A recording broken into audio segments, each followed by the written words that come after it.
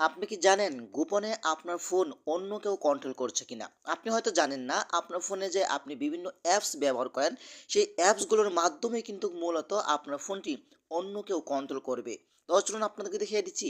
আপনি এখনই চেক করে নিন আপনার ফোনে এই সেটিংসগুলো অন করা আছে কিনা। তো এই কাজটি করার জন্য ফার্স্ট অফ অল আপনি চলে আসবেন আপনার ফোনের সেটিংসে। ওকে? তো আমি চলে আসলাম আমার ফোনের সেটিংসে চলে আসার পরে কিন্তু আপনি একটু নিচে আসবেন। নিচে আসার পরে কিন্তু এখানে একটি অপশন পাবেন। সেটা হলো সিকিউরিটি অ্যান্ড প্রাইভেসি। এখানে আপনি ক্লিক করবেন। এখানে ক্লিক করার পরে কিন্তু আপনি একটু নিচে আসবেন। আসার পরে কিন্তু এখানে একটি অপশন পাবেন। সেটা হলো আদার সিকিউরিটি সেটিংস। এখানে আপনি ক্লিক করবেন।